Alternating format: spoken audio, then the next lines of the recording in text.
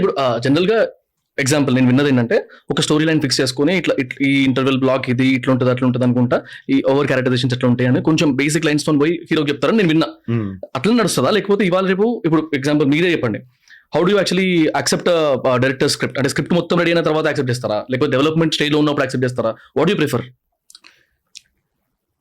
Binded script లేకుండా మాత్రం సెట్కి వెళ్ళొద్దు సినిమా. రైట్. అదైతే నేను ఇప్పటికీ బిలీవ్ చేసే డిసిప్లిన్ అదే. రైట్.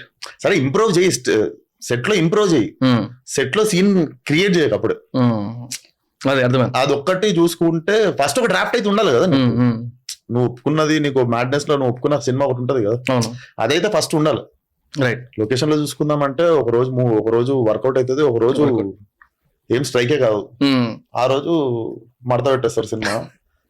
అది మనకి థియేటర్లో అర్థమవుతుంది. చాలా సార్లు ఇట్లా అంటారు కదా, మూవీ అవుతున్న టైంలోనే అర్థమైపోతుంది, వర్కౌట్ అవ్వకపోవచ్చు, బట్ స్టిల్ దానిలో ఉన్న ఆపరేషనల్ ఇష్యూస్ వల్ల చేయాల్సి వస్తుంది అని. జనరల్ గా ఆ టైంలో మీ పొజిషన్ ఎట్లుంటది? అట్లా అయిందా ఎప్పుడన్నా? ఇప్పటిదాకా పరిస్థితి రాలేదు. కాకపోతే నీకు ఈత లైట్ అయినా వచ్చు, దూకేసినావు, సగం బాగానే కొట్టినావు ఈత, ఏం చేస్తావు? ఏదో కొట్టుకోవాల్సిందే, బయటకు రావాల్సిందే, వెళ్ళిపోవాలి. వస్తలేదు ఈత మునిగిపోవు కదా. అవును. అట్లా వాడు ఈత కొట్టిండా లేదా రిలీజ్ డే అర్థమవుతుంది. Right right right.